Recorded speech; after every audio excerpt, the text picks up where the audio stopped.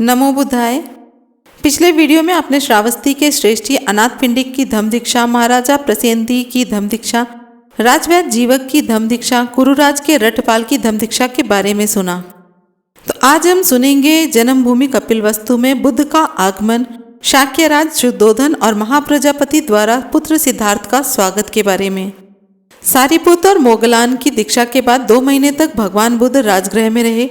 उनके पिता शुद्धोधन ने यह सुना कि तथागत राजगृह में विराजमान हैं, जो उन्हें संदेश भिजवाया, मैं मरने से पूर्व अपने पुत्र को देखना चाहता हूँ। दूसरों को तो उसके उपदेशामृत पान करने का लाभ मिला है, किंतु उसके पिता को नहीं और न ही उसके संबंधियों को। शुद्धोधन के एक दरबारी का पुत्र काल उदाई यह संदेश लेकर भगवान बुद्ध के पास गया। संदेश वाहक ने जाकर कहा, हे लोक में पूजित तथागत, आपके पिता आपके आगमन को वैसे ही प्रतीक्षा कर रहे हैं जैसे कमिलिनी सूर्योदय के लिए ललायित रहती है। तथागत ने पिता की प्रार्थना स्वीकार कर ली और बड़े भिक्षु संघ को साथ लेकर पितृगृह की ओर प्रस्थान किया। भगवान बुद्ध जगह जगह ठहरते हुए धीरे धीरे आगे बढ़ते रहे थे, लेकिन काल उदाई उनसे आगे चलकर पहले पहुंच गया ताकि शुद्धोधन को यह सूचना दे सके कि भगवान बुद्ध आ रहे हैं और मार्ग में ही हैं। शीघ्र ही यह समाचार शाक्य जनपद में फैल गया। हर किसी की जबान पर यही बात थी कि राजकुमार सिद्धार्थ, जो बोधि प्राप्त करने के लिए घर से बेघर होकर भ्रमण करते रहे, अब वे ज्ञान प्राप्त करके वापस कपिलवस्तु आ रहे हैं। अपने संबंधियों और मंत्रियों को साथ लेकर शुद्धोधन और महाप्रजापति अपने पुत्र की अगवानी के लिए गए। जब उन्होंने दूर से ही अपने पुत्र को आते देखा तो वे उसके सौंदर्य, उसके व्यक्तित्व और उसके तेज को देखकर ठगे से रह गए और उनके मन ही मन में प्रमुदित हो उठे, किंतु अभिव्यक्ति के लिए उनके पास कोई शब्द नहीं थे। निश्चय से ही यह उनका पुत्र था। यह सिद्धार्थ की ही आकृति थी। वह महान श्रमण उनके हृदय के कितना समीप था और तब भी उनके बीच कितनी अधिक दूरी थी। वह श्रेष्ठ महामुनि अब उनका पुत्र सिद्धार्थ नहीं रहा था। अब वह बुद्ध था, सम्यक संबुद्ध था, आहर्त था, सत्य का स्वामी था, लोक गुरु था।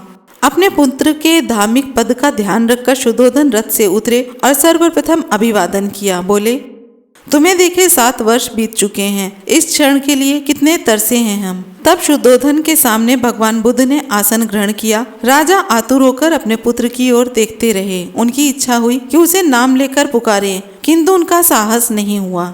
वह मन ही मन बोले, सिद्धार्थ, अपने वृद्ध पिता के पास लौट आओ और एक बार फिर उनके पुत्र बन जाओ। लेकिन शुद्धोधन अपने पुत्र की दृढ़ता देखकर उन्होंने अपनी भावनाओं को वश में रखा। शुद्धोधन तथा महाप्रजापति दोनों निराश हो गए। इस प्रकार अपने पुत्र के सामने बैठे पिता अपने दुख में सुखी हो रहा था और सुख में दुखी। उन्हें अपने पुत्र पर गर्व था, किंतु वह गर्व चूर चूर हो गया जब उन्हें ध्यान आया कि उनका महान पुत्र कभी भी उनका उत्तराधिकारी नहीं बनेगा। उन्होंने कहा, मैं तुम्हें अपना राज्य दूंगा, किंतु यदि मैंने ऐसा किया तो तुम उसे मिट्टी के समान ही समझोगे। तथागत ने सांत्वना दी, मैं जानता हूँ राजन, आपका हृदय प्रेम से गदगद है। आपको अपने पुत्र के वियोग का बहुत दुख है, लेकिन प्रेम के जो बंधन आपको उस पुत्र से बांधे हुए हैं जो आपको छोड़कर चला गया, उसी करुणा के साथ साथ आप अपने सारे मानव बंधुओं को गले से लगा लो। अब आप अपने पुत्र सिद्धार्थ के स्थान पर उससे भी बड़े पुत्र को प्राप्त करोगे। आपको मिलेगा वह जो सत्य का शिक्षक व संस्थापक है। आपको मिलेगा वह जो पवित्रता का उपदेशक व मार्गदर्शक है, और आपको मिलेगा वह जो ऐसी शांति और निर्वाण को लाने वाला है जो आपके हृदय में प्रवेश करेंगे। शुद्धोधन ने अपने पुत्र बुद्ध के ये मधुर वचन सुने तो वे प्रसन्नता के मारे कांपने लगे। वे हाथ जोड़कर आंखों में आंसू भरकर बोले, अद्भुत परिवर्तन है। दुखी हृदय शांत हो गया। पहले मेरे हृदय पर पत्थर पड़ा था, किंतु अब मैं तुम्हारे महान त्याग का मधुर फल प्राप्त कर रहा हूँ। तुम्हारे लिए यही उचित होगा कि तुम अपनी महान करुणा से प्रेरित होकर राज्य की शक्ति के सुख भोग का त्याग करते और धार्मिक निष्ठा का अपना श्रेष्ठ उद्देश्य प्राप्त करते। अब धम्म पद की खोज कर लेने के बाद मोक्ष की इच्छा रखने वालों को धम्मोपदेश दे सकते हो। भिक्षु संघ सहित भगवान बुद्ध उस उद्यान में ही विराजमान रहे जबकि शुद्धोधन वापस घर लौट आए। अगले दिन तथागत ने भिक्षा पात्र लिया और कपिलवस्तु में भिक्षाटन के लिए निकल पड़े। यह समाचार तुरंत फैल गया। जिस नगर में कभी सिद्धार्थ रथ में बैठकर अपने सेवकों के साथ सवारी के लिए निकलते थे, आज उसी नगर में भिक्षा पात्र हाथ में लिए हुए घर घर में भिक्षा के लिए विचर रहे थे। उनके चीवर का रंग भी लाल मिट्टी के ही समान था और हाथ में भिक्षा पात्र भी मिट्टी का ही था।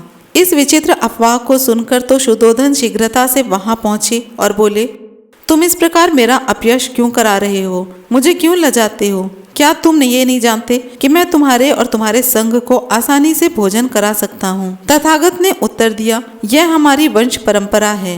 राजा ने कहा, लेकिन यह कैसे हो सकता है? हमारे वंश में कभी भी किसी ने भोजन के लिए भीख नहीं मांगी।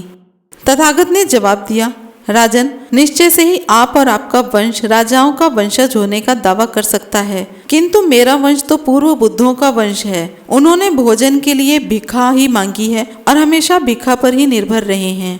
शुद्धोधन ने कोई उत्तर नहीं दिया।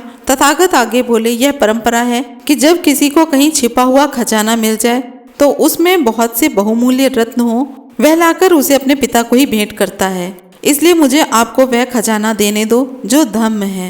और तथागत ने अपने पिता से कहा, यदि आप अपने आप को इन मिथ्या स्वप्न जालों से मुक्त करें, यदि आप सत्य को देखें, यदि आप अप्रमादी बने रहें और यदि आप धम्म के पवित्र पथ पर ही चलें, तो आपको अक्षय सुख प्राप्त होगा। शुद्धोधन ने मौन रहकर यह शब्द सुने और फिर उत्तर दिया, पुत्र, मैं तुम्हारे कथानुसार आचरण करने का भरकस प्रयास करूंगा। बुद्ध और उनका धम्म का अगला भाग लेकर फिर से जल्दी ही हाजिर होंगे। जय भीम, नमो बुद्धाय।